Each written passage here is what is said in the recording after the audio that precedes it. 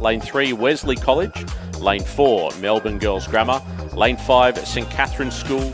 Lane 6, MLCQ. In Lane 7, Queenwood. And in Lane 8, Pymble Ladies College. Thank you, Jerick. A fascinating race in prospect here. The Schoolgirls 8 and the Schoolboys 8, always, of course, two of the highlights of the final day of the Australian Championships. This is the race for the Sydney Cup.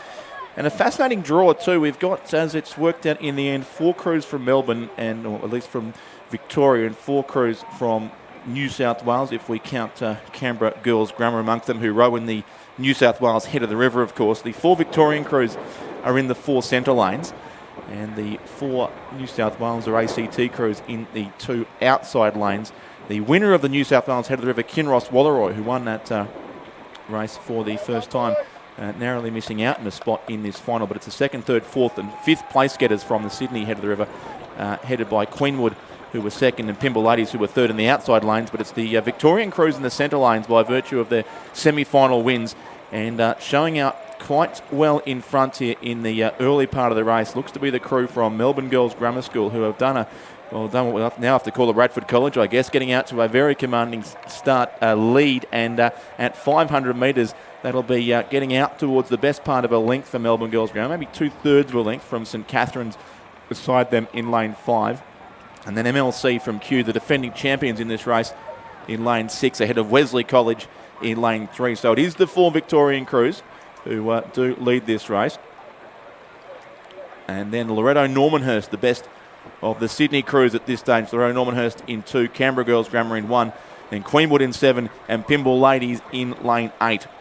So it was St Catherine's of Melbourne who won the head of the schoolgirls on the Bowen River a couple of weeks ago in that race. They beat home on that occasion Melbourne Girls Grammar, MLCQ and Wesley College, all of whom are in this race. And then the week after that, Wesley College went to the head of the river at Lake Ngambie and had only the 2nd win in their history. The crew, of course, from Wesley College, coached by Hannah Every Hall, who we had up here in the commentary box a couple of days ago, and coaching the Wesley College first aid, along with all of her other commitments across rowing and modern pentathlon indeed. But a bit of work to do really for all these crews, chasing our runaway leaders from Melbourne Girls Grammar School: Lily Hawkins, Georgia Goff, Zoe McKernan, Zoe O'Connell, Juliet Roy-Smith, Olivia Nan, Elsa Ajani, Phoebe Fawkes and Alexandra Williams, the cocks of this Melbourne Girls Grammar School crew. It looks like they've had a look at Radford race, and they're trying to do the same thing, Jerry. Yeah, I was just looking at this, Richard. Certainly a little bit different to some of the previous races we've seen, where there's been a few lead out. Obviously some of the quad races are a lot closer in the first 1,000, but Melbourne Girls doing, I guess we could call it doing a Radford now after this morning, and they've gone right out in front and taking charge early on in this Schoolgirls 8 final.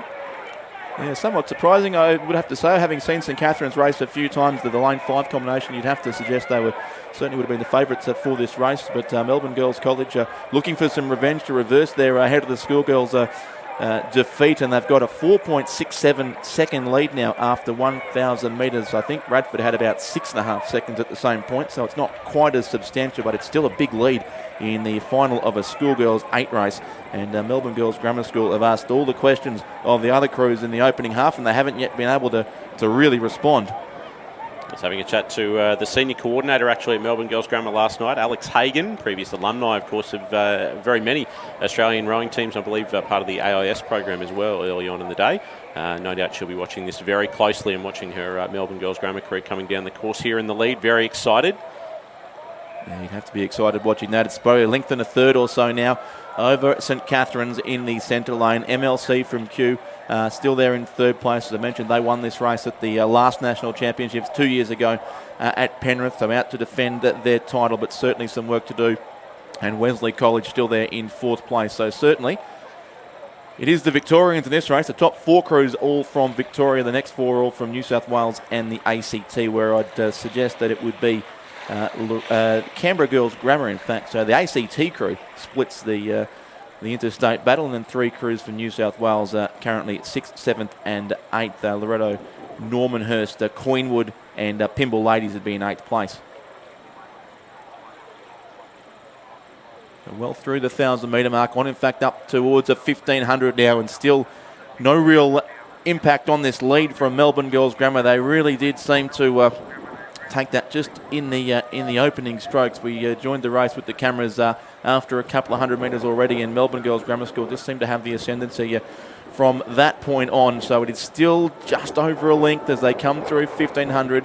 St Catherine's chasing hard there in lane 5. That's Bronte Cullen, Claire Gray, Alexandra Demetrio, Zara Bongiorno, Chloe Cooper, Sarah Marriott, Francesca Demetrio, Isabel Buff, Summer Ballakellet, and John Saunders and Bridget Carlisle, the coaches there of the St Catherine's combination. But you have to wonder what they can do over this final 400 metres now to reel in the race leaders from Melbourne Girls Grammar School in the battle for the Sydney Cup on the waters here of Lake Barrington. Third place could be interesting too. MLCQ are still there.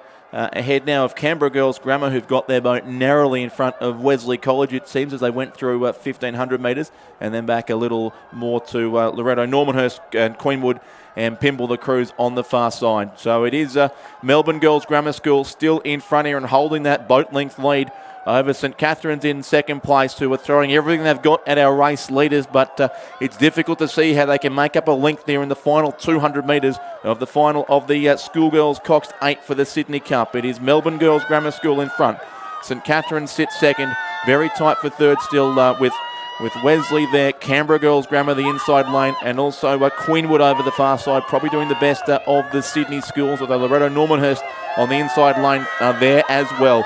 But it is Melbourne Girls Grammar School continuing this big lead here over St Catherine's and MLCQ in the race for third with Wesley and Canberra Girls Grammar. It might get interesting, certainly, for the bronze medal. Silver but should go to St Catherine's, and the gold almost certainly to Melbourne Girls Grammar School. Just a few strokes to go as they close in on the finish line. Still a Clearwater lead.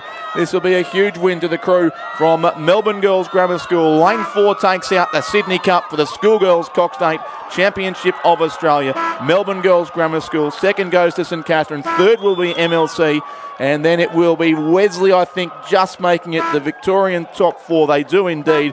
Fifth place is also close. Maybe lane 1, Canberra Girls Grammar School, I think, edging out Queenwood. Then Loretto Normanhurst and also Pymble Ladies on the far side of the course.